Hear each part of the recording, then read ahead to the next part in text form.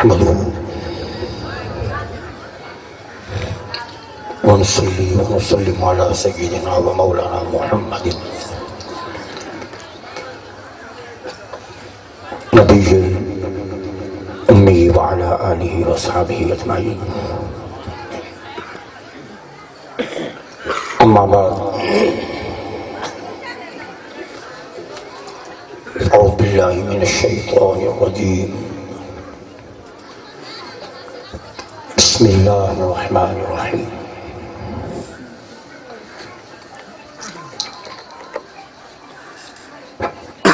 ما كان محمد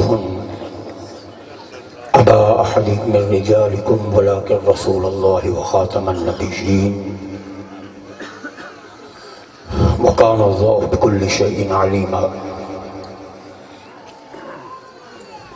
وقال الله تعالى في مقام آخر: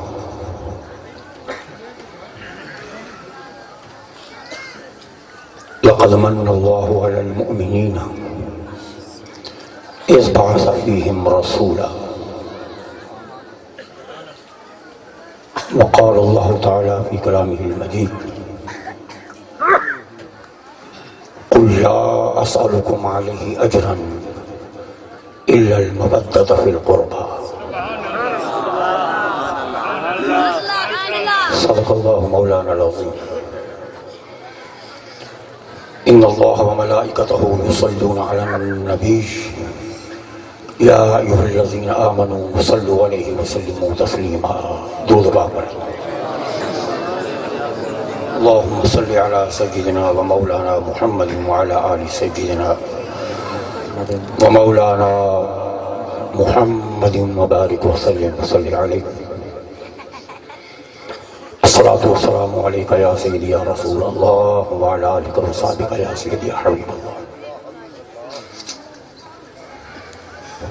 الحمدللہ آج آپ کے اس جگ 124 میں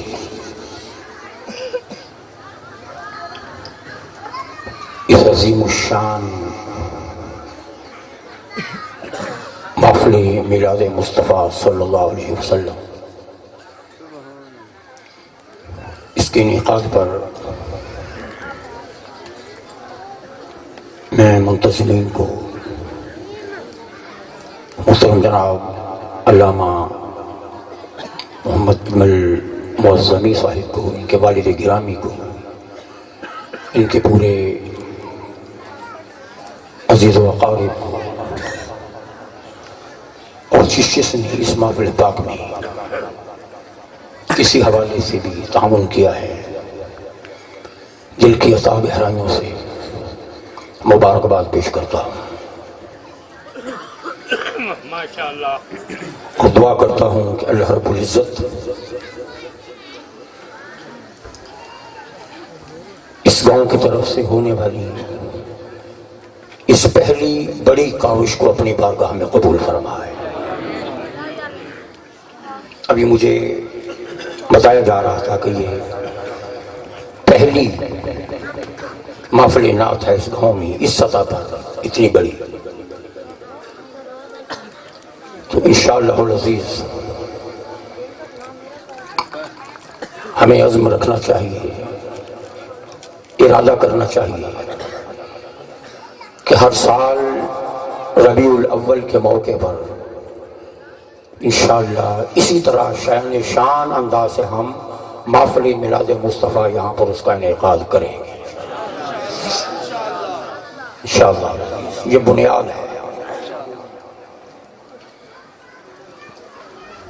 اس میں کوئی شک نہیں. بہت بڑی خیر و برکات نصیب ہوتی ہے محفل میلاد مصطفیٰ سے،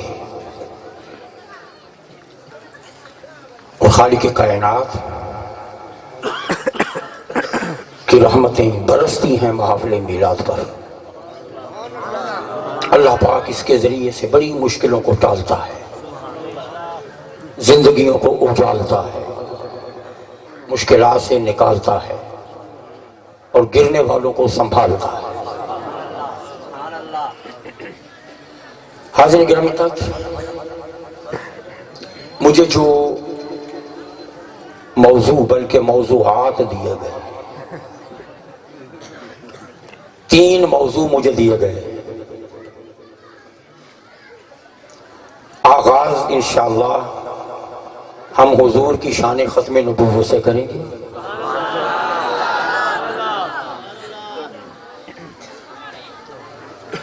دیگر پہلوؤں پر گفتگو ہوتی رہتی ہے اور وہ ضروری بھی ہے، مگر یہ موضوع رکھنے پر میں اجمل معظمی صاحب کو مبارکباد پیش کرتا ہوں۔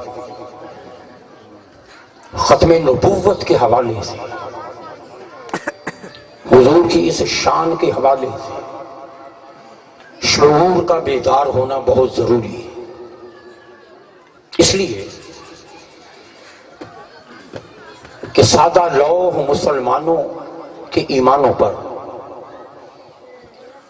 قادیانیت، مرزائیت ڈاکہ ڈال رہی ہے۔ سادہ لوگوں کو پتہ ہی نہیں ہوتا کہ یہ قادیانی کیا ہیں، یہ مرزائی کیا ہیں۔ بہکانے کے لیے کلمہ بھی پڑھتے ہیں، دکھانے کے لیے نمازیں بھی ہیں، قرآن بھی ہے، سارا کچھ، سارے اعمال ظاہری مسلمانوں کی طرح دکھائی دیتے ہیں۔ سو سادہ لوگ مسلمانوں کو سمجھنے میں مشکل ہوتی ہے، یہ مرزائی کیوں کافر ہیں، ہمیں ان سے کیوں بچنا چاہیے، قادیانیت ہے کیا، اس کے عقائد کیا ہیں، اس کا بیک گراؤنڈ کیا ہے، اس کے نظریات کیا ہیں، اس سے کیوں بچنا چاہیے، اس کے نقصانات کیا ہیں۔ ہر شخص تک اس پیغام کا پہنچنا، اس شعور کا بیدار ہونا بہت ضروری ہے۔ اور عموماً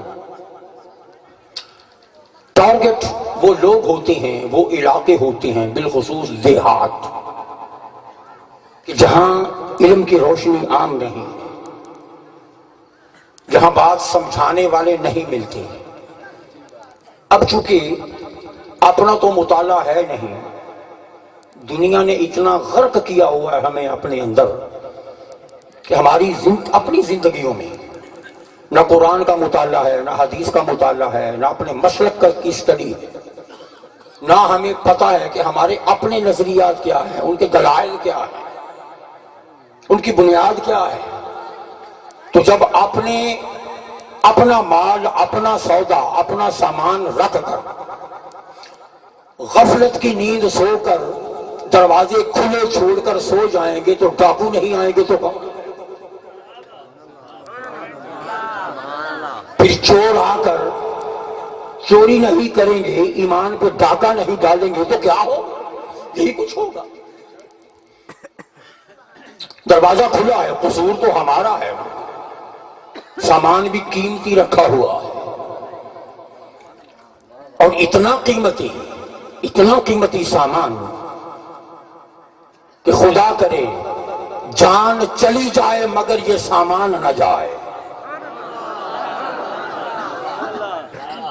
خدا کرے یہ جو سامان رکھا ہوا ہے ہم نے، خدا کرے کہ جان چلی جائے مگر یہ سامان نہ جائے۔ اس سامان سے مراد کیا ہے؟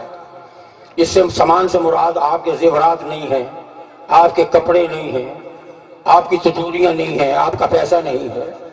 یاد رکھو یہ سامان سب سے قیمتی چیز ہے، یہ وہ سامان ہے جسے ایمان کہتے ہیں، یہ وہ سامان ہے جسے بولے کیا کہتے ہیں؟ ایمان کہتے ہیں۔ اب ایمان کو ہم اس کی حفاظت نہ کریں، ٹھیک ہے، اپنا عقیدہ پتہ نہ ہو، اپنے عقائد کی مضبوطی نہ ہو، اور راستہ دے دے ہم چوروں کو، ڈاکوؤں کو، لٹیروں کو، وہ آئیں گے، وہ تو ڈاکہ ماریں گے، وہ تو لے جائیں گے۔ اس سامان یعنی ایمان کی اہمیت کا جاننا ضروری ہے۔ ایمان کی اہمیت یہ ہے، ایمان کی اہمیت یہ ہے، ذرا غور سے سمجھے گا، میں کوئی مشکل الفاظ استعمال نہیں کروں گا، مجھے پتا ہے دیہاتی ماحول ہے، سادہ سادہ الفاظ میں انشاءاللہ اب آپ سمجھیں گے۔ ایمان یہ ہے کہ آپ نے 40 سال کی زندگی گزار لی اس دنیا میں۔ اچھا پہلے یہ بتائیں کہ آپ کتنی دیر بیٹھنے کے موڈ میں ہیں؟ ساری رات۔ سبحان اللہ۔ کس نے کہا ہے ساری رات؟ آپ کو تو بٹھاؤں گا ساری رات۔ اچھا 1.5 گھنٹہ میکسیمم کو 2 گھنٹے تک کوئی پرابلم تو نہیں ہوگی؟ کم سے کم 3 گھنٹے۔ کم سے کم 3 گھنٹے۔ 3 گھنٹے؟ وہ ساری رات سے 3 گھنٹے پہ آ گئے ہیں۔ پہلے بولے ساری رات، اب 3 گھنٹے پہ آ گئے۔ تھوڑی دیر بعد کوئی پھر پوچھوں گا۔ باتیں بہت ضروری ہیں، بہت ضروری۔ آپ کو بتاؤں، آپ گھر جا کر کیا کریں گے؟ سوئیں گے۔ آپ کے سونے سے زیادہ قیمتی یہ باتیں، آپ کے سونے سے قیمتی، بلکہ ہر سونے سے قیمتی۔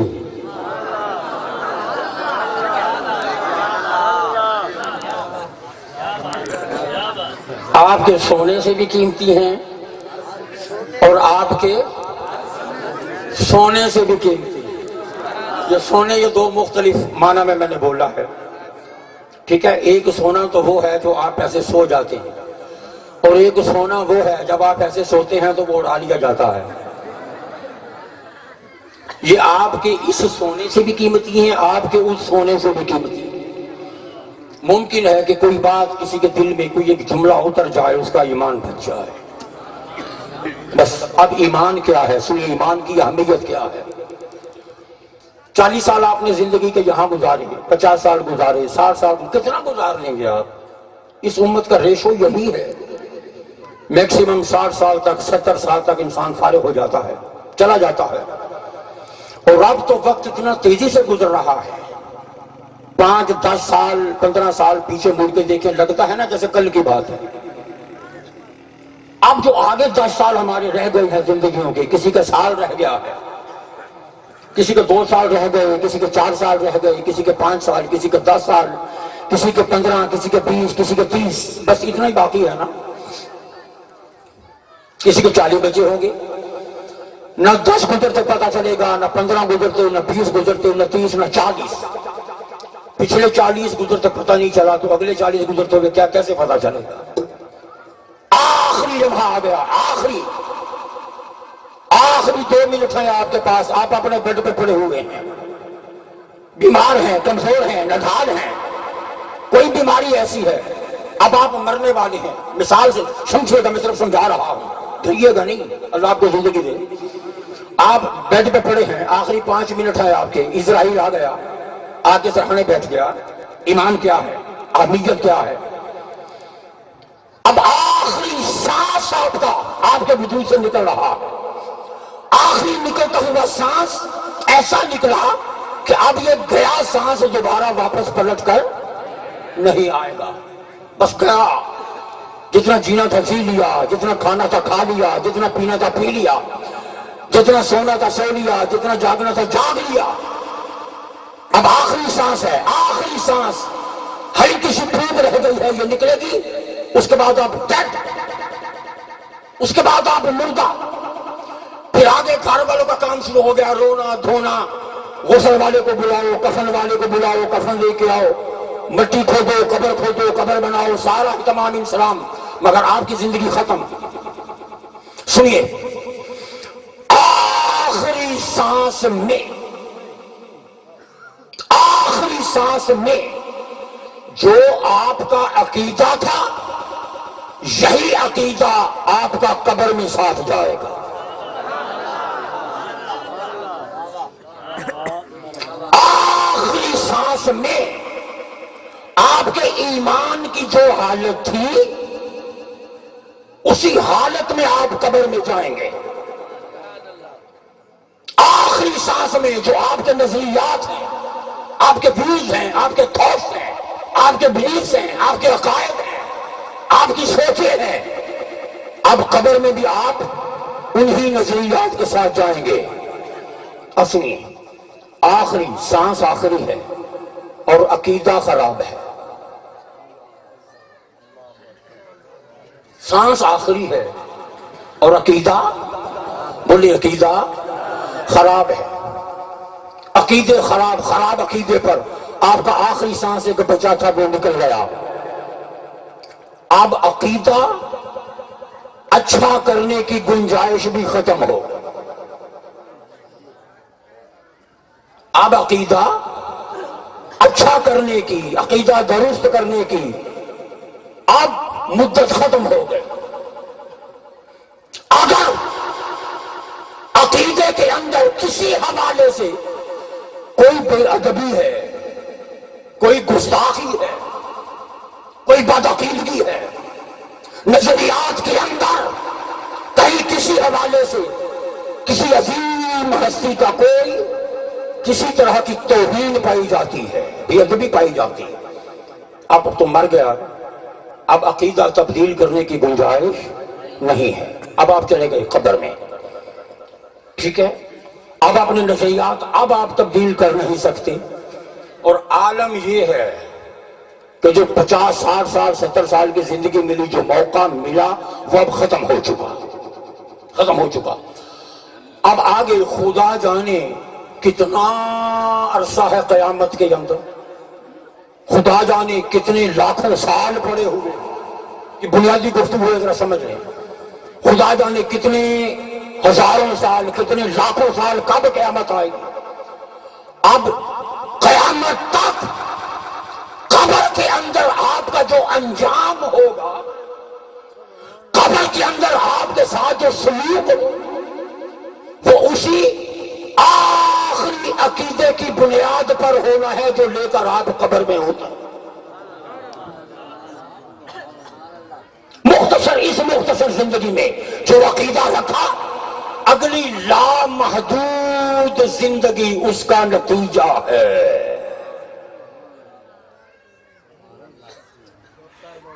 سوچ لیں، میں ایک جملہ کہہ کر جہاں بعض اوقات بالکل خاموش ہو جاتا ہوں نا کچھ لمحوں کے لیے، اس لیے خاموش ہوتا ہوں کہ اس پر سوچ لیں۔ جو عقیدہ آپ نے اس مختصر زندگی میں رکھا، 30 40 50 60 سال کی زندگی میں، اب اگلی زندگی کتنی لمبی ہے، تصور کریں۔ قیامت، پھر قیامت کے بعد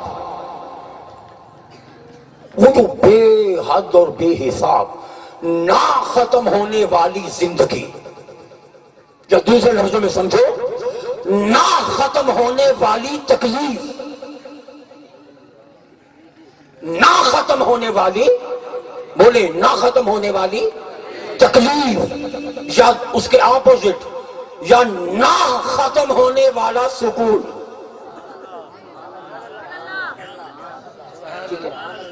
نہ ختم ہونے والی لامحدود تکلیف، اور دوسری طرف اگر عقیدہ اچھا ہے تو کبھی نہ ختم ہونے والا سکون۔ اب فیصلہ آج آپ کے ہاتھوں میں ہے، آپ اپنے ساتھ کیا کرنا چاہتے ہیں، فیصلہ آپ کے ہاتھ میں، آپ اپنے ساتھ کیا کرنا چاہتے ہیں۔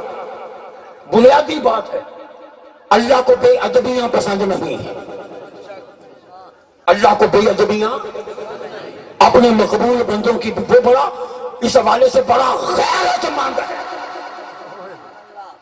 اللہ ہر حوالے سے بڑا غیرت مند ہے، وہ کسی کو عزت دے اور تم اسے برا جانو، یہ اللہ کی غیرت کو چیلنج ہے کہ نہیں، بولیں۔ سو عقیدہ وہ رکھو ادب والا، محبت والا، عشق والا، اس میں نجات ہی نجات ہے، اس میں سکھ ہی سکھ ہے، اس میں سکون ہی سکون ہے۔ ایک بات، دوسری بات، آج ہے ہمارے پاس وقت، ہم سوچ لیں، ہر شخص سوچے کہ میں نے اپنی آنے والی زندگی کے ساتھ میں نے کیا سلوک کرنا ہے۔ اگلی بات سمجھ لیں، اگلی بات سمجھ لیں، اگر آپ کے پاس فرض کیا کوئی قادیانی آ جائے، کوئی مرزائی آ جائے، آپ کو وہ کتابیں دکھائے، ٹھیک ہے، دیکھو یہ کتاب، یہ کتاب، یہ کتاب، قرآن یہ کہتا ہے، یہ کہتا ہے، یہ کہتا ہے، توڑ موڑ کر چیزوں کو اپنی طرف مولڈ کر کے لے جائے، اور دھیرے دھیرے آپ اس کے نظریات میں پھنس جائیں. دیکھو اس کتاب میں یہ لکھا ہے، اس کتاب میں یہ لکھا ہے، اس کتاب میں یہ لکھا ہے. یاد رکھیں. اور پھر دھیرے دھیرے پہلے تو بات قرآن سے شروع ہوتی ہے، اصل معاملے آگے کھلتے ہیں. دھیرے دھیرے آپ کو وہ بد عقیدگی کی طرف لے جائے. کوئی شخص کسی بد عقیدگی کی کہاں مل، یہ بات یاد رکھنا. آپ نے اس کے کہنے پر اپنا نظریہ چھوڑا. خبردار کسی کتاب، کسی خطاب، کسی مولوی، کسی واعظ، کسی مدرسے، کسی کے پیچھے لگ کر اپنا ادب والا عقیدہ نہ چھوڑنا. اپنا ادب والا عقیدہ نہ چھوڑنا. وجہ کیوں؟ جس مولوی کے کہنے پر آپ اپنا نظریہ تبدیل کر رہے ہیں، جس واعظ کے کہنے پر آپ اپنا عقیدہ چھوڑ کر بد عقیدگی کے کنویں میں گر رہے ہیں. جملہ غور سے سنیے گا، توجہ سے. جس کتاب کے پیچھے لگ کر، جس مولوی کے پیچھے لگ کر، جس واعظ کے پیچھے لگ کر آپ اپنا صاف ستھرا عقیدہ چھوڑ کر گمراہی کے راستے پر چل پڑے. کیوں؟ مولوی بڑا عالم ہے، بڑا فاضل ہے، بڑی بڑی کتاب لے کے آیا تھا، بڑا بڑا حوالہ لے کے. سن لو، خبردار کسی کے پیچھے لگ کر اپنا عقیدہ، ایمان، اس کا سودا نہ کرنا. اس لیے کہ قبر کے اندر وہ مولوی نہیں آئے گا، آمنہ کا لال مصطفیٰ.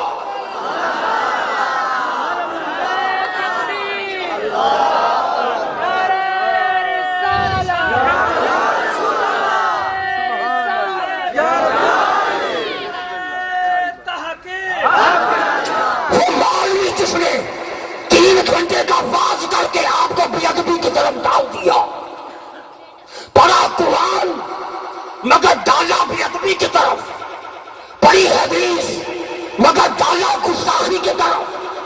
قرآن حدیث پڑھ کے تمہیں جہنم کے راستے پر ڈال دیا، کتابوں کے حوالے دے کر تمہیں غلط راستے پہ ڈال دیا. صرف ایک لمحے کے لیے سوچنا، اے مولوی، قبر میں تم نے نہیں آنا، قبر میں محمد نے آنا ہے.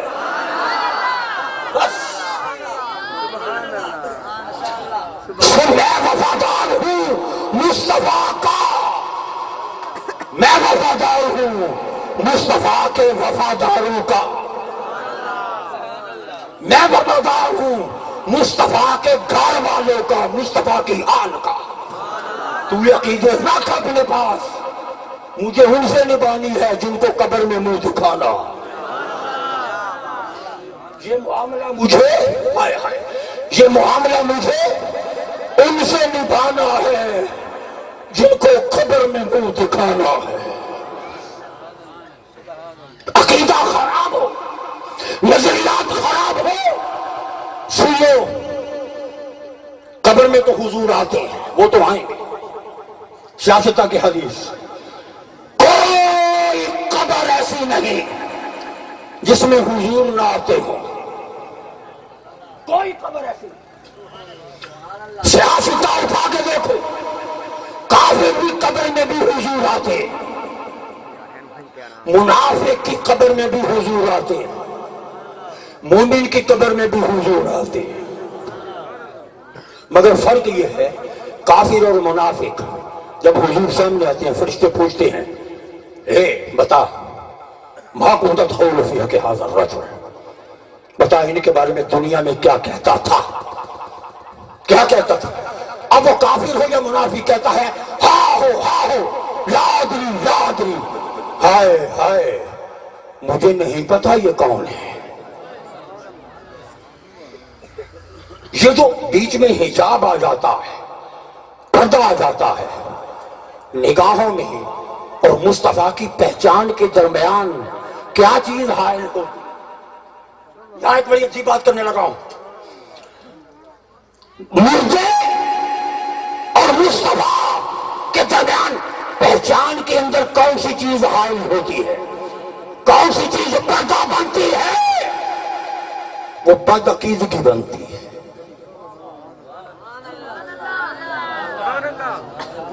آسان ہے؟ یہ پردہ کیا چیز بنی؟ بدعقیدگی بنی.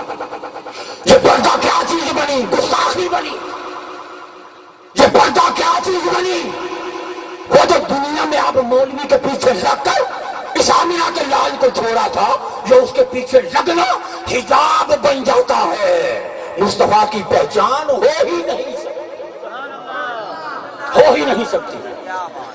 اب جو ایمان والا ہے آخری سانس میں جو عقیدہ بچا کے لے گیا، ایمان بچا کے لے گیا، ایک جھلک دیکھتا ہے، وہ کہتا ہے فرشتوں مجھ سے پوچھ رہے ہو؟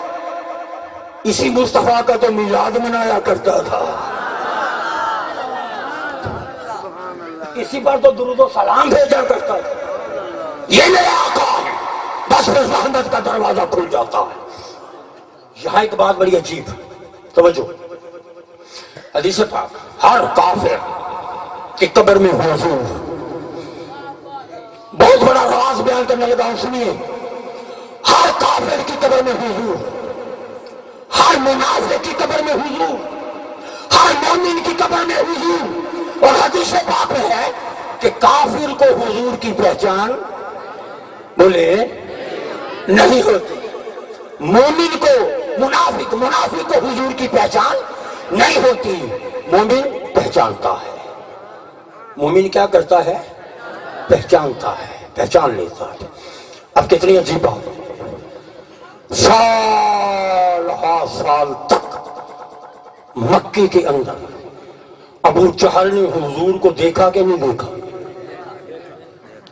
بولے ابو لہب نے دن رات دیکھا.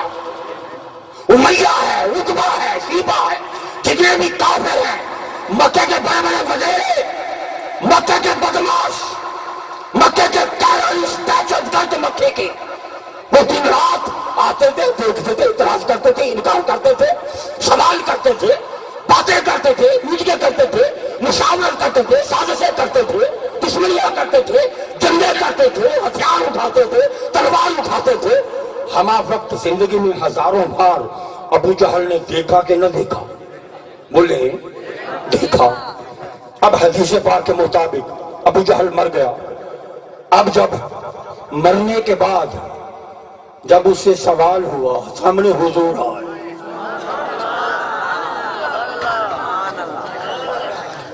اب آپ آسانی سے سمجھ جائیں گے، چونکہ حدیث پاک ہر سب کے سامنے آتے. اب مرنے کے بعد سوال ما دینک.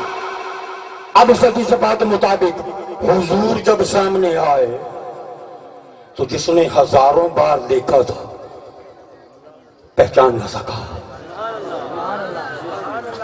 جس نے ہزاروں بار دیکھا تھا وہ دن رات دیکھتا تھا. مگر اب سوال ہوا تو بولا پتہ نہیں یہ کون ہے، پہچان نہ سکا. چاک 124 کے مسلمانوں، کیا وجہ ہے؟ 1500 سال کے بعد یہاں کا امتی مرتا ہے، اس سے پوچھا جاتا ہے، کہتا ہے میرے آقا.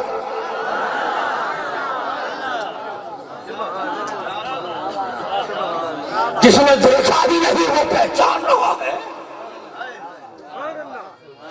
جس نے ہزاروں بار دیکھا وہ پہچان نہ سکا. جس نے کبھی زندگی میں بولے، جس نے کبھی زندگی میں دیکھا ہی نہیں، ایک لمحے میں کہتا ہے یہ میرے محمد الرسول اللہ ہے. آپ نے سوچا کبھی اس وقت یہ بات سوچیں، ایسا کیوں؟ دن رات دیکھنے والا کہے نہیں پتا یہ کون ہے، پہچان نہیں رہا. جو 1500 سال کے بعد پیدا ہوا، مرتا ہے، قبر میں جاتا ہے، ایک لمحے میں دے کر کہتا ہے یا نبی سلام علیہ، یا رسول سلام علیہ. ایک لمحے میں پہچان لیتا ہے. کیوں؟ جس نے ہزاروں بار دیکھا پہچان نہ سکا، جس نے کبھی نہ دیکھا لمحے میں پہچان گیا. کیوں؟ اس نے نہیں پہچانا. کیوں؟ ایمان نہ تھا. اس نے نہیں پہچانا، اس کی وجہ کیا ہے؟ بولیں، اس نے نہیں پہچانا، وجہ کیا ہے؟ بول دیں ایک بار، مجھے پتہ چلے جاگ رہے ہیں۔ وجہ کیا ہے؟ ایمان نہ تھا۔ یہ ہزاروں سال بعد پیدا ہوا، پہچان رہا ہے، وجہ کیا ہے؟ ایمان ہے۔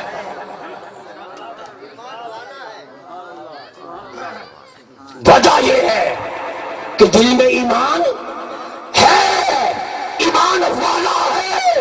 اور سن لو، جو ایمان والا ہے وہی پہچان والا۔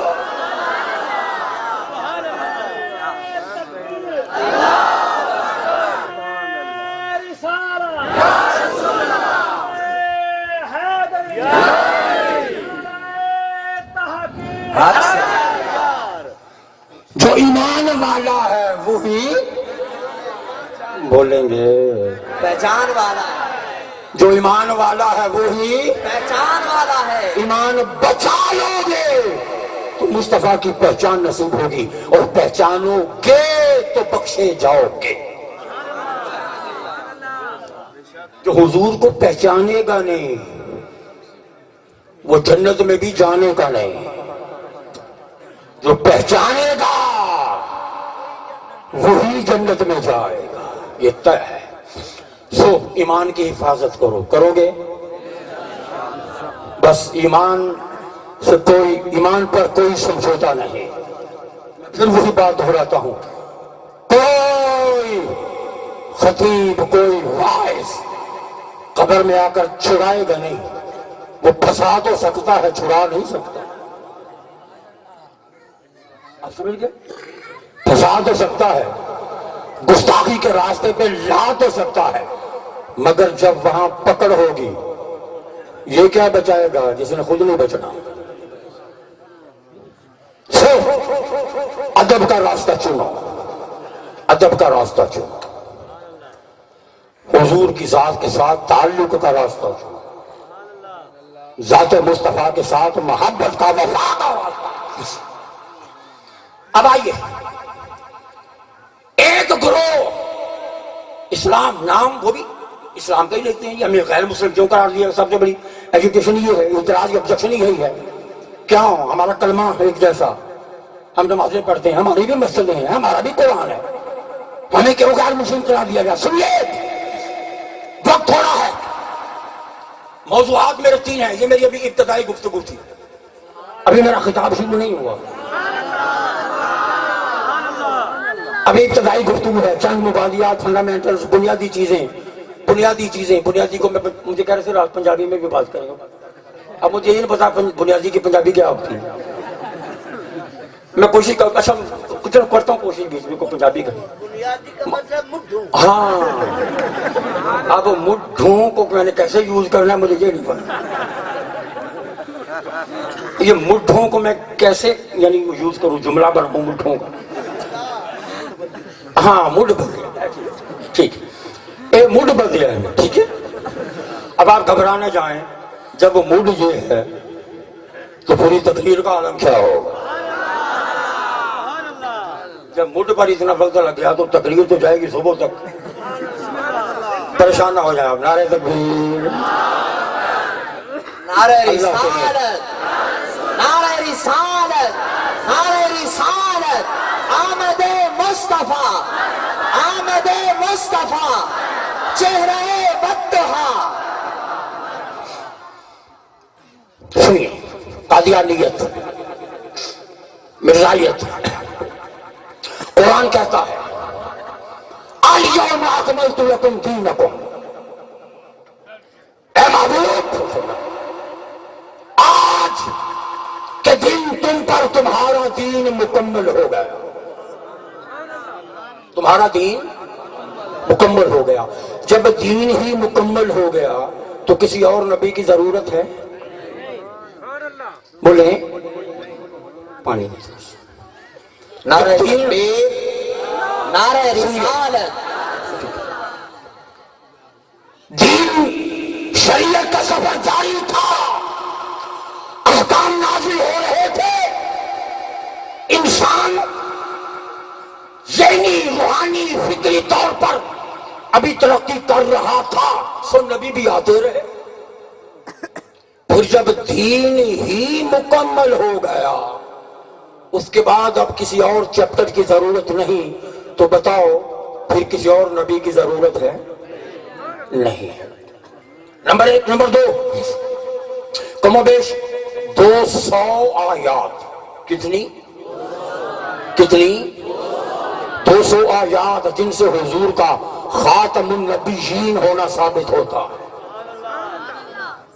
میں صرف تبرکن 2-3 آیات پھر آگے بات چلاتا ہوں. پھر فرمایا تبارک الذی نزل الفرقان علی عبدہ لیکون للعالمین، بابرکت ہے وہ ذات جس نے قرآن کو نازل کیا علی عبدہ، اپنے خاص بندے پر. کس لیے اتارا؟ لیکون للعالمین نذیرا، تاکہ وہ میرا محبوب تمام جہانوں کو میرے عذاب سے ڈرائے. نعرہ تکبیر، نعرہ تمام جہانوں کو جو میرے عذاب سے ڈرائے. پھر فرمایا وما ارسلناک الا رحمۃ للعالمین، محبوب ہم نے آپ کو تمام جہانوں کے لیے رحمت بنا کر بھیجا. اب ہر جہان کے لیے رحمت بن گئے وہ، نذیر بن گئے وہ، بشیر بن گئے وہ، نبی بن گئے وہ، رسول بن گئے وہ. کوئی جہان ایسا جہان نہ رہا جس کے نبی حضور نہ ہو. تو جب کوئی جہان بچا نہیں تو بتاؤ کسی اور نبی کی گنجائش ہے؟ کسی اور نبی کی گنجائش ہے؟ نہیں ہے.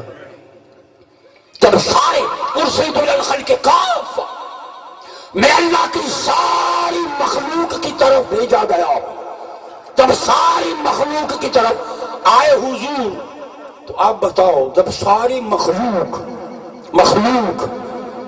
کوئی مخلوق نہ بچی، ارسلت الی الخلق کافہ وما ارسلناک الا کافۃ للناس بشیرا ونذیرا، اپنی ساری مخلوق کی طرف میں نے تجھے رسول بنا کے بھیجا. آپ بتاؤ کوئی مخلوق بچی ہے کہ جس کے لیے کسی اور رسول کی ضرورت ہو، کسی اور نبی کی حاجت ہو؟ نہیں. سنیے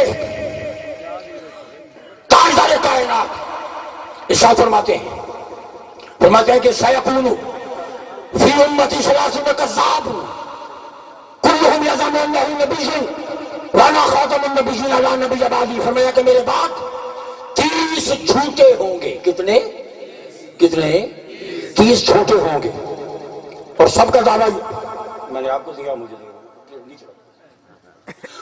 30 جھوٹے ہوں گے. ہر جھوٹے کا دعویٰ ہوگا کہ وہ نبی ہے. فرمایا کہ سن لو، خبردار رہنا، وہ جھوٹے ہیں، میں سچا نبی ہوں اور میرے بعد کوئی نبی آنے والا نہیں. ٹھیک ہے. اب تبرکن میں نہیں، ورنہ بہت سی آیات جس سے تاجدار کائنات کا خاتم النبیین ہونا ثابت. اب دیکھیں ایک آیت کریمہ وَإِذَا أَخَذَ اللَّهُ مِيثَاقَ النَّبِيِّينَ لَمَا آتَيْتُكُم مِّن كِتَابٍ وَحِكْمَةٍ. عالم ارواح میں اللہ نے تمام نبیوں کو اکٹھا کیا. تیسرا پارہ، تمام نبیوں کو اکٹھا کیا. اے نبیوں، تمہیں کتاب دوں گا، حکمت دوں گا. ثم، پھر جب تم اپنے زمانے گزار چکو گے پھر کیا ہوگا؟ سب سے آخر میں ثم جاءکم رسول، پھر میرا محمد آئے. یہ بھی ختم نبوت. تو سب سے آخر میں میرا مصطفیٰ آئے گا، میرے مصطفیٰ کے بعد کوئی نبی نہیں آئے. ثم جاءکم رسول. اگر حضور کے بعد کوئی نبی ہوتا یا حضور کے بعد اس کا ذکر ہوتا. اچھا، 2 بنیادی باتیں ہیں، یہ میں بھول جاؤں گا، چلو ابھی سے سن لیں کہیں سے نہ نکل جائیں. دیکھیں انبیاء کے ناموں پہ ذرا غور کریں. آدم، یہ نام مفرد ہے. مفرد کسے کہتے ہیں؟ چلو آپ آسانی سے سمجھ رہے ہیں، اکیلا. یہ لفظ کیا ہے؟ یہ کوئی اور دوسرا نام تو نہیں ہے نا، جیسے یہاں نام ہوتے ہیں مثلا اجمل محمد اجمل، یہ مفرد یعنی اکیلا نہیں ہے، ایک اجمل ہے ایک محمد ہے، کتنے ہو گئے؟ دو۔ محمد اجمل معظمی کتنے ہو گئے؟ 3۔ ٹھیک ہے، ایسے ہی کوئی نام لے لیں، یہ ادریس مغل صاحب بیٹھے ہیں، ادریس مغل، ایک ادریس ایک مغل، کتنے ہو گئے؟ 2۔ یہ مفرد نہیں ہے، مفرد کسے کہتے ہیں؟ بولیں۔ یہ نبوت کی نبی ہونے کی اللہ نے ایک نشانی رکھی۔ آدم، لفظ بولیں مفرد تھوڑا سا، میں تو پنجابی نہیں بول سکوں گا، آپ تھوڑی اردو بول لیں۔ مفرد کیا لفظ ہے؟ مفرد کا مطلب کیا ہے؟ الون، واحد، سنگل، مفرد۔ آدم کیا ہے؟ بولیے، چلو مفرد مشکل ہے آپ کے لیے، ایک۔ آدم کیا ہے؟ ایک۔ شیش، بولتے جاؤ۔ ایک۔ ادریس، نوح، ابراہیم، اسماعیل، یعقوب، بولتے جائیں۔ یعقوب، داؤد، زکریا، یحییٰ، سلیمان، یوسف، عیسیٰ، محمد، غلام احمد،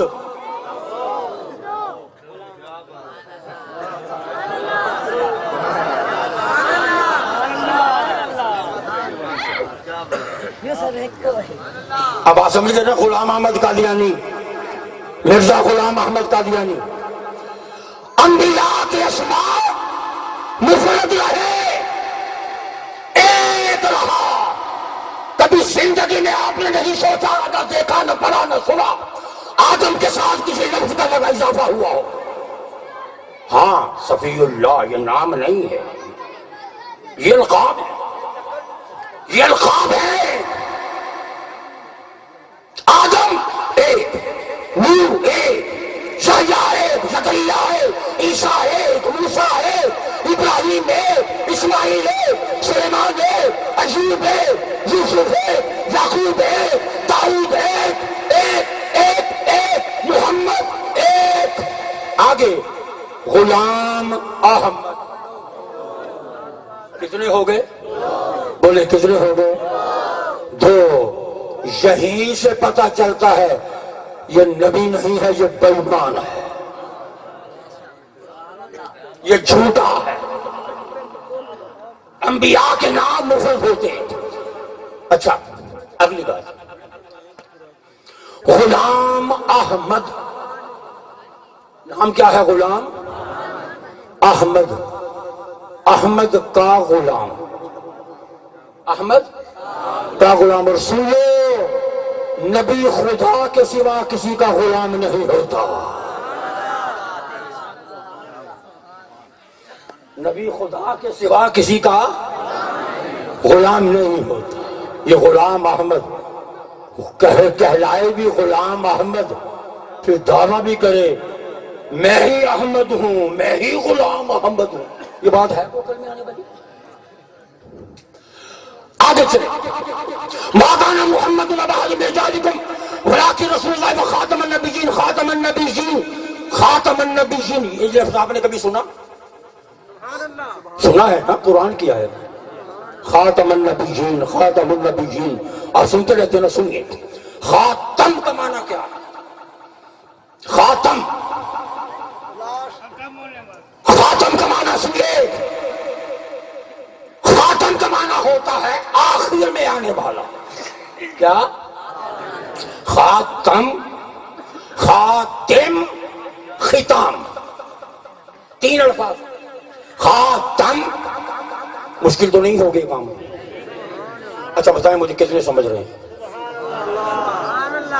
خاتم، خاتم اور ختام، یہ 3 الفاظ، تینوں کا معنی آخر، چیز کا آخری حصہ، کسی چیز کا آخری وہاں سے شروع ہوتا ہے یہاں تک چلتا چلتا چلتا چلتا، یہ جو یہاں پر ختم ہوتا ہے نا، یہ کیا ہے؟ خاتم۔ چیز جہاں پر ختم ہوتی ہو وہ حصہ خاتم۔ یا کوئی چیز سب سے آخر میں آئے وہ چیز خاتم تھی۔ سنیے، مرزا قادیانی نے اجماع امت سے انکار کرتے ہوئے، اچھا لغت کے بڑے بڑے امام وہ اس کا معنی خاتم ہی کرتے ہیں، خاتم بمعنی آخر یا سب سے آخر میں آنے والی چیز۔ مرزا قادیانی نے اس کا معنی کیا کیا؟ اب اگر دیکھیں جو لغت کے امام ہیں، پڑھے لکھے لوگ علماء بھی بیٹھے ہیں، امام اسماعیل بن عباد انہوں نے بھی معنی یہی کیا، امام ابن حماد الجوہری انہوں نے بھی معنی یہی کیا، امام احمد بن فارس بن زکریا، یہ سارے چھوٹے موٹے لوگ نہیں ہیں، لغت کے امام، لفظوں کی روح سے جاننے والے، لغتیں دینے والے لوگ ہیں۔ پھر امام راغب اصفہانی رحمۃ اللہ علیہ، المفردات ان کی مشہور کتاب ہے۔ پھر امام محمد بن نصیر جزری، ابو الفضل محمد بن عمر، پھر اس کے بعد علامہ ابن منظور الافریقی، علامہ محمد بن ابو بکر الرازی، علامہ محمد بن یعقوب فیروز آبادی، علامہ طاہر پٹنی، علامہ مرتضیٰ زبیدی، علامہ بطس، اور اس کے علاوہ دیگر بہت سے ائمہ لغت اس بات پر متفق ہیں کہ خاتم کا معنی یا آخری ہے یا کسی چیز کا آخر میں ہونے والا اس کا حصہ، یا آخر میں آنے والا یا اس کا آخری حصہ، یہ ہے خاتم کا معنی۔ اب مرزا نے کیا کیا ذرا سمجھیے، مرزا قادیانی نے کیا کیا؟ وہ کہتا ہے اجماع امت کا انکار کرتے ہوئے اپنے مظلوم مقاصد کے اسے خاتم کا معنی تبدیل کر دیا۔ خاتم النبیین، مرزا قادیانی نے خاتم کا معنی کیا لیا؟ وہ کہتا ہے کہ حضرت محمد، اس کا مطلب ہے، سنیے اس کا مطلب ہے، کہتا ہے کہ اس خاتم کا مطلب ہے کہ حضرت محمد انبیاء کی مہر ہے، انبیاء کی مہر ہے، اور جس پر یہ مہر لگ جاتی ہے وہ نبی بن جاتا ہے۔ یہ اس نے معنی کیا، جس پر یہ مہر لگ جاتی ہے وہ نبی بن جاتا ہے۔ اب ثابت کیا کرنا چاہتا ہے؟ کہتا ہے کہ خاتم کا معنی ہے مہر، مہر ہے محمد، اور جس پر وہ لگ جائے وہ نبی، تو چونکہ مجھ پر لگ گئی ہے اس لیے میں نبی ہوں۔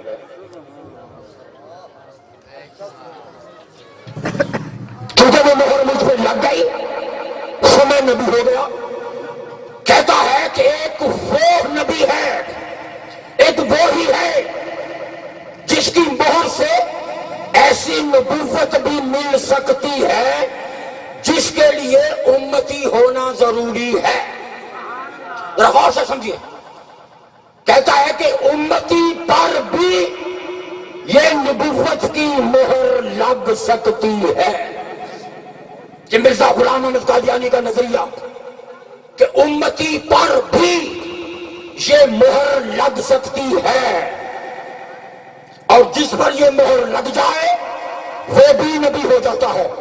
آگے دوسرے مقام پر کہتا ہے کہ اور خدا کی مہر نے یہ کام کیا، یہ اس کے الفاظ ہیں۔ اب انہی کے الفاظ میں سمجھو قادیانیت کیا ہے، مرزائیت کیا ہے، انہی کے حقیقت، انہی کے الفاظ میں کہتا ہے کہ خدا کی مہر نے یہ کام کیا کہ آن حضرت کی پیروی کرنے والا اس درجہ کو پہنچا، آن حضرت کی پیروی کرنے والا اس درجہ کو پہنچا کہ ایک پہلو سے وہ امتی ہے، ایک پہلو سے وہ امتی ہے، دوسرے پہلو سے وہ نبی ہے۔ کہتا ہے کہ ایک امتی بھی نبی ہو سکتا ہے، بیک وقت وہ امتی بھی ہے، وہ امتی نبی بھی ہے۔ یہ اس کا چونکہ وہ مہر لگ گئی اس پر۔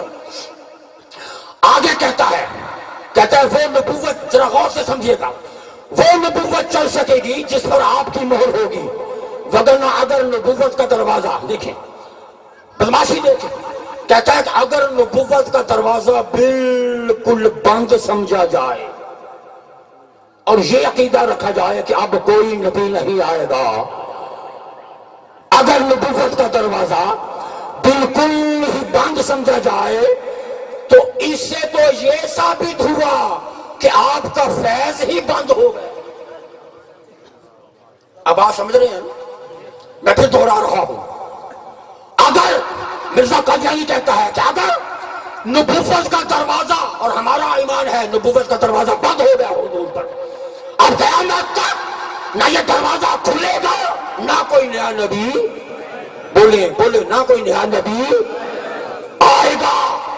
وہ کہتا ہے اگر نظریہ یہ رکھا جائے کہ نبوت کا دروازہ ہمیشہ کے لیے بند ہے، اگر نبوت کا دروازہ بند مانا جائے تو اس کا مطلب ہے نبوت کا فیض ہی بند ہو گیا۔ یہ بات سبحان اللہ بھی سوچ کے کہا کریں، میں کیا کہہ رہا ہوں توجہ۔ ہاں، وہ کہتا ہے کہ نبوت کا دروازہ اگر کھلا مانا جائے تو پھر مفہوم بنتا ہے کہ نبوت کا فیض بھی جاری ہے۔ کہتا ہے یہ بات سمجھ سے بالا تر ہے کہ نبوت کا دروازہ بھی بند ہو اور نبوت کا فیض بھی جاری ہو، یہ کیسے ہو سکتا؟ اگر نبوت کا دروازہ بند ہے تو ماننا پڑے گا، کہتا ہے ماننا پڑے گا پھر نبوت کا دروازہ بھی بند، پھر نبوت کا فیض بھی بند ہے، اور اس میں تو نحوست ہے اور نبی کی حتک شان ہوتی ہے، یہ نبی کی توہین ہے۔ یہ نظریہ رکھا جائے کہ نبوت کا دروازہ بند ہو گیا، کیوں؟ اگر نبوت کا دروازہ بند مانا جائے تو پھر نتیجہ یہ نکلتا ہے کہ نبوت کا فیض بھی بند ہو گیا۔ یہ ہے اس کا نظریہ۔ بدبخت نے اپنی نبوت کا راستہ ہموار کرنے کے لیے خاتم کا معنی تبدیل کر، نبوت کے لیے ضروری سمجھا کہ اگر نبوت کا فیض جاری رکھنا ہو تو بعد میں نبی آتے رہے، مگر اس بدبخت کو تو دین کی مبادلات کا، دین کے موت کا بھی پتہ نہیں تھا۔ سنیے لوگوں، وہ کیسے؟ اس نے سمجھ لیا کہ نبوت کا فیض جاری رکھنے کے لیے نبی ہونا ضروری ہے، تو نبی کے بعد نبی آئے تاکہ نبی کا فیض نبی کے ذریعے جاری رہے۔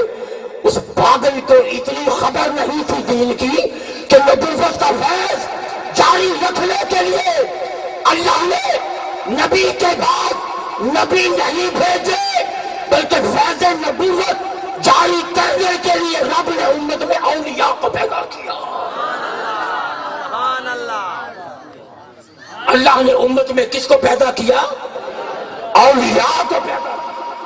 نبوت کا فیض جاری رہے گا، مگر اب نیا نبی بھیج کر نہیں، بلکہ میری امت میں نگر نگر میں اپنے ولی پیدا کروں گا، وہ گنبد خدا سے فیض لیتے رہیں گے، میرے مصطفیٰ کی امت کو پہنچاتے رہیں۔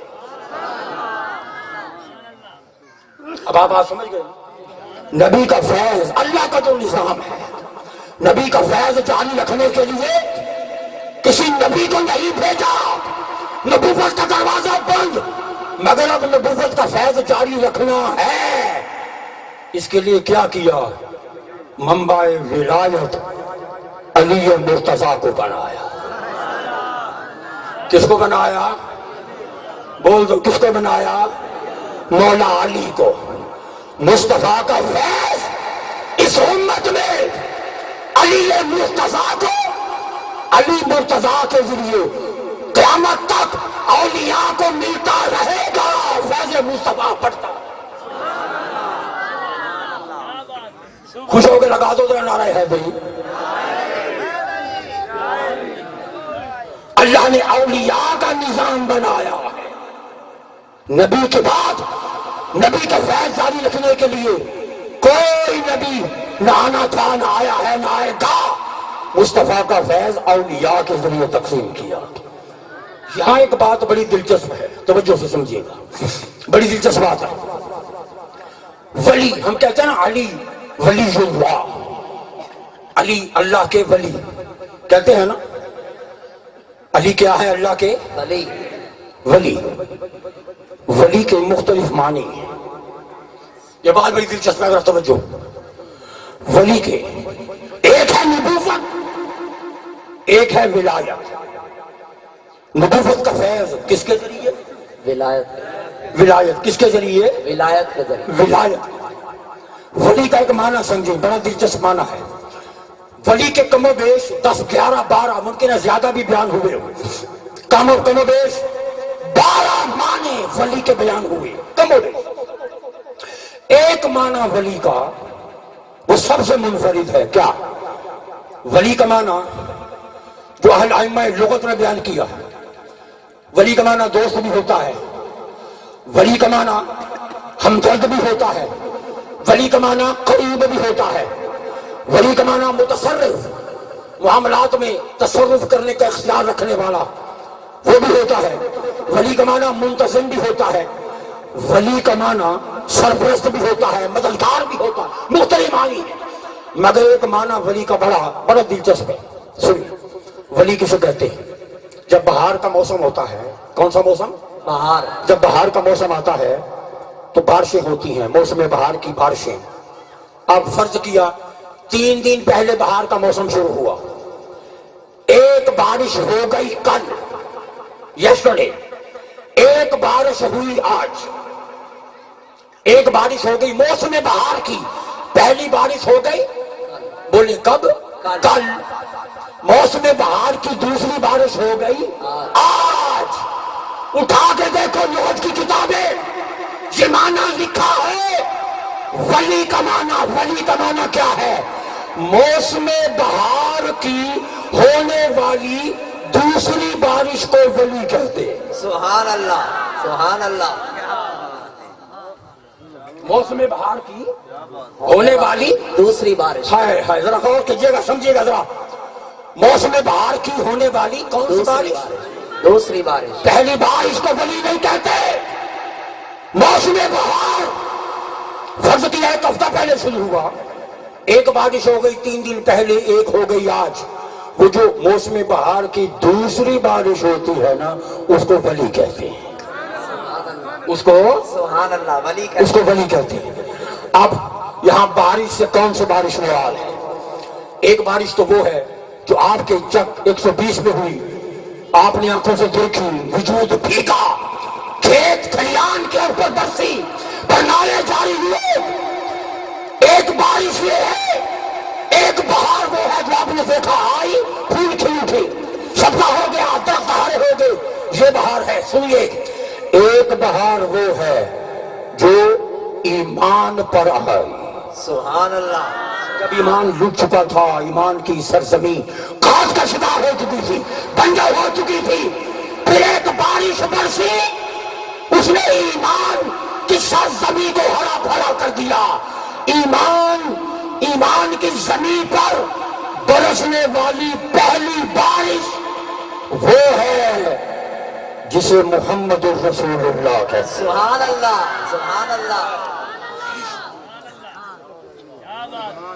تاجر کائنات کی جلوہ گری سے پہلے جو حالات لوگوں کے ہو چکے تھے، معاشروں کے، گھر گھر کفر، گھر گھر شرک، گھر گھر ظلم تھے، ظلم جبر پہ تھا، مظلوم رو رہے تھے، انسانیت بلک رہی تھی، وڈیرا جاگیردار سرمایہ دار مظلوموں کو پیس رہا تھا۔ اس نظام کے اندر محمد مصطفیٰ عالم انسان نیت پر وہ بہار لے کر آئے کہ حضور آئے تو اللہ نے کائنات کی کایا پلٹ دی۔ سبحان اللہ۔ پہلی بہار، ایمان کی پہلی بہار بن کر جو سہانی گھڑی چمکا طیبہ گچا، حضور جلوہ گر ہوئے۔ ایمان کی پہلی بہار، حضور ایمان کی پہلی بہار تب آئی جب 12 ربیع الاول کی سہانی صبح کو مصطفیٰ جلوہ گر ہوئے۔ اور سنو، بہار کی دوسری بارش، سبحان اللہ، بہار کی دوسری بارش، دوسری بارش تب برسی جب دنیا میں علی مرتضیٰ،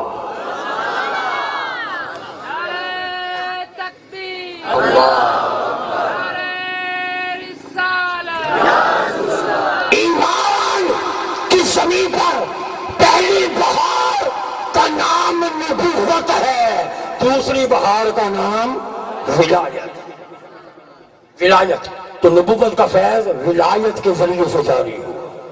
یہاں ایک اور بات سمجھ لیں، پہلی بارش کیا کرتی ہے؟ پیاس بجھاتی ہے.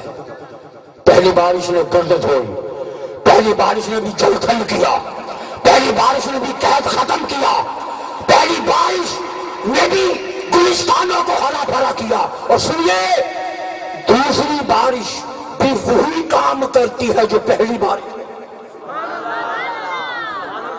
ایسا ہی ہے نا؟ دوسری بارش بھی وہی کام کرتی ہے جو پہلی بارش.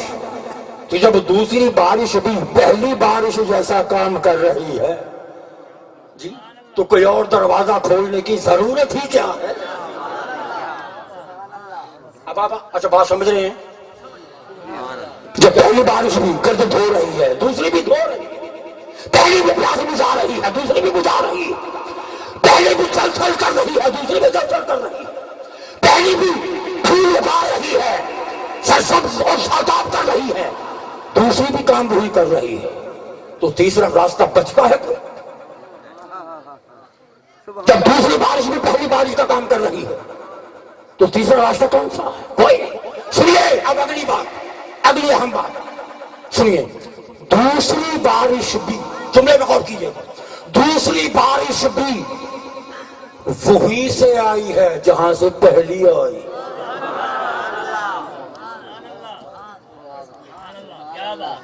سمجھدار لوگ سمجھ گئے میں کیا کہنا چاہتا ہوں. دوسری بارش بھی ہے وہی سے آئی ہے جہاں سے پہلی آئی. یہ فیض بھی ادھر سے آیا، وہ فیض بھی ادھر سے آیا. حاضر گرامی قدر، اب آؤ مرزا قادیانی کی پیدائش. یہ بڑا دلچسپ مرحلہ ہے. نعرہ تکبیر، نعرہ رسالت، نعرہ رسالت، نعرہ تحقیق، نعرہ حیدری، آمد مصطفیٰ. اب دیکھیے، جو گستاخ ہو جائے اس کی مت کیسے ماری جاتی ہے؟ گستاخی وہ کیا کہتے ہیں کہ اللہ لاٹھ نہیں مارتا، اللہ ڈنڈا نہیں مارتا سر پہ. اللہ کیا مارتا ہے؟ مت مارتا ہے. اللہ ڈنڈا نہیں مارتا، اللہ کیا مارتا ہے؟ مت مارتا ہے، عقل مارتا ہے. آپ دیکھو عقل کیسے مری. گستاخی نے ذہنوں کو کس طرح مفلوج کیا، کس طرح پاگل ہوئے. اس کی مرزا قادیانی کی پیدائش دیکھو. پیدائش، مرزا قادیانی کی پیدائش یہ بھی ایک معمہ ہے. انسان کی عقل گھوم جاتی ہے، یہ معاملہ کیا ہے؟ قادیانی اپنے نبی کو کبھی چھوٹا کر لیتے ہیں، کبھی بڑا کر لیتے ہیں. جیسے وہ ربڑ کا بنا ہوا ہو، کھینچا تو بڑا کر لیا، چھوڑا تو چھوٹا ہو گیا. کبھی لمبا کر لیا، کبھی چھوٹا. سنیے، مرزا اپنی تصریف میں کہتا ہے یہ سیرت المہدی جلد نمبر 2 صفحہ نمبر 150، اس میں لکھتا ہے کہ میں 1839 یا 1840 میں پیدا ہوں. اب سنتے جاؤ، میں 1839 یعنی اس کا مطلب شاید یہ ہے میں 39 میں ہونے لگا، پھر میرا موڈ نہیں ہوا، پھر میں نے سوچا چلو اگلے سال صحیح. میں 1839 یا 1840 میں پیدا ہوا. اب اس کا بیٹا مرزا بشیر کہتا ہے کہ میرا ابا 1836 یا 1837 میں. اب سنتے جائیں، یہ سیرت المہدی جلد نمبر 2، یہ ان کی اپنی کتابیں، ان کی اپنی لکھی ہوئی کتابیں، جلد نمبر 2 صفحہ نمبر 150. پھر آگے کہتا ہے، مرزا بشیر کہتا ہے کہ میرا باپ 1836 میں بھی نہیں، 37 میں بھی نہیں، ہاں 35 میں پیدا ہوا. پھر آگے لکھتا ہے سیرت المہدی، یہ سیرت المہدی جلد نمبر 3 جلد نمبر 2 میں لکھا 1836 یا 1837، جلد نمبر 3 میں لکھا 1835 میں پیدا ہوا. پھر کہتا ہے کہ نہیں میرا باپ 1831 میں پیدا ہوا، 1831. پھر گھومتا دفعہ کہتا ہے کہ میرا باپ 1832 میں پیدا ہوا، پھر کہتا ہے، پھر پینترا بدلتا ہے، کہتا ہے نا جی میرا باپ تو 1833 یا 1834 میں ہوا۔ اب یہ پیدائش کا حال ہے، یعنی 1831 سے لے کر 1840 تک وہ 9 سال مرزا پیدا ہی ہوتا رہا۔ 1831 سے لے کے 1840 وہ پیدا ہی ہوتا رہا ہے۔ اس کے بعد اس کی نسل دیکھو، نسل خدا جب دین لیتا ہے حماقت آ ہی جاتی، اس کی ذات کیا ہے؟ مرزا قادیانی کی، اچھا تو نہیں گئے، تازہ، فریش، الرٹ، ایکٹیو، جاگرے، نعرہ رسالت۔ ابھی میں آپ کی بکلے نہیں اترواؤں گا، کوئی ایزی فیل کرے تھوڑا سا۔ نعرہ تکبیر، نعرہ رسالت، ٹھیک ہے، آپ اس کی نسل دیکھو، حیدری، اس کا حسب و نسب دیکھو، اس کی نسل دیکھو۔ یہ موضوع بڑا اہم ہے اور میں چاہتا ہوں اس پر اگر تھوڑا سا وقت زیادہ بھی لگ جائے تو یہ ضروری ہے۔ آپ کا ایمان بچ جائے گا، عقیدہ بچ جائے گا۔ نسل، اب اس کا حسب نسب دیکھو، اس کی نسل دیکھو، وہ پھرتیاں دیکھو، اس کی پھرتیاں دیکھو، نسلوں کے اندر اس کی آنیاں جانیاں دیکھو، ذرا چیک کرو۔ مختلف نسلوں میں ذرا آنیاں جانیاں چیک کرو۔ کہتا ہے جب اس حسب و نسب اور نسل کی تصدیق کی جائے تو بڑی عجیب و غریب صورتحال پیدا ہو جاتی ہے۔ سنیے، نمبر 1 کہتا ہے اس نے اپنی کتاب البریہ، جو اس کی اپنی کتاب ہے، اپنی کتاب کتاب البریہ کے صفحہ نمبر 134 پر لکھا کہ میری نسل برلاس ہے۔ برلاس، برلاس مغلوں کا ایک میرا خیال ہے وہ برانچ ہے، مغل ہوتے ہیں یہ برلاس۔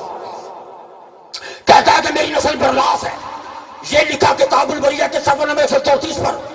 پھر آگے اسی کتاب البریہ اس کے صفحہ نمبر 135 پر حاشیہ میں لکھا کہ میرے جو مجھے الہام آئے ان کی روح سے میں فارسی ہوں، ایرانی ہوں، میرے آباء و اجداد ایرانی تھے، فارسی تھے۔ برلاس لکھا، برلاس ہونے کا انکار کر دیا، نہیں میرے بڑے اجداد تو وہ تو فارس سے آئے تھے۔ پھر ایک غلطی کا ازالہ، یہ کتاب ہے، یہ کتاب کیا، ایک غلطی کا ازالہ، اس کے صفحہ 16 پر لکھتا ہے میں تو اسرائیلی ہوں۔ کیا ہوں؟ اسرائیلی ہوں، اسرائیل سے ہمارا تعلق ہے۔ پھر آگے لکھتا ہے اور میں فاطمی بھی ہوں، معاذ اللہ، فاطمی بھی کہا۔ پھر توفہ گولڑیا صفحہ نمبر 40 پہ لکھتا ہے میرے بزرگ چین کی حدود سے آئے تھے۔ اب آپ دیکھ رہے ہیں کہاں سے جب بلا نازل ہو رہی ہے۔ میرے بزرگ چین کی حدود سے آئے تھے، کبھی فاطمی بنا، کبھی اسرائیلی بنا، کبھی فارسی بنا، کبھی برلاس بنا، کبھی یہ چینی بن گیا۔ پھر آگے کہتا ہے میں بنی فاطمہ سے ہوں، میری بعض دادیاں مشہور اور صحیح نسب سادات میں سے ہیں، سادات ہونے کا دعویٰ کرتی کہ میں سید ہوں۔ سنیے، میں سید ہوں۔ آپ فیصلہ آپ کریں کہ جس کا دماغ ٹھیک ہو وہ ایسی باتیں کر سکتا ہے؟ فیصلہ سنتے جائیں، فیصلہ آپ کرتے جائیں۔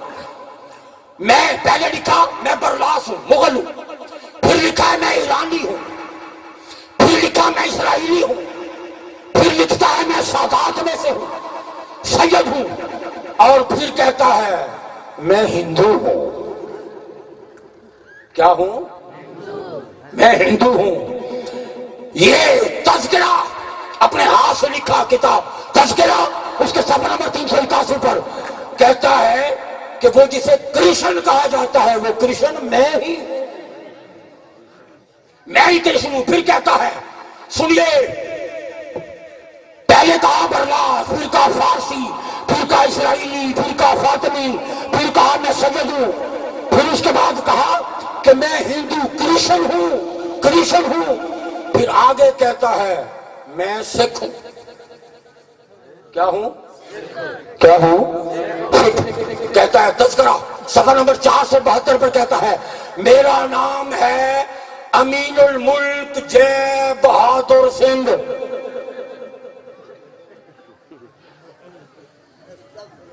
یہ خود تذکرہ کتاب اس کے صفحہ 472 پہ لکھتا ہے میرا نام ہے امین الملک جے بہادر سنگھ۔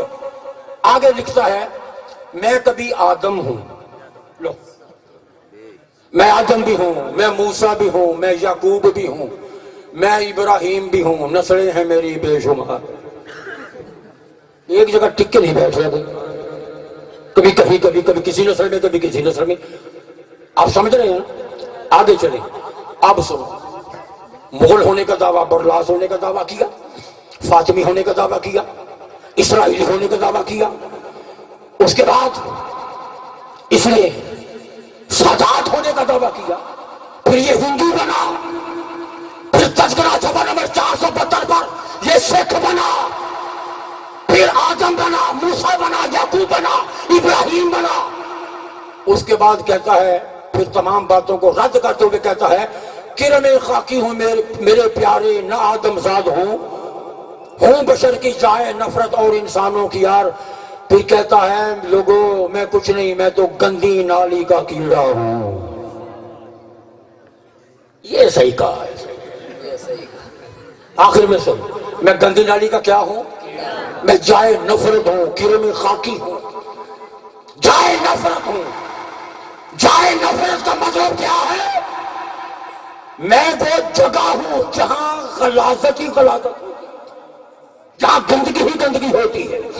اب آگے سنو، پہلے تو تھا اس کی پیدائش کے سال 1831 سے لے کر 1839 تک، کوئی پتہ نہیں کب پیدا ہوا۔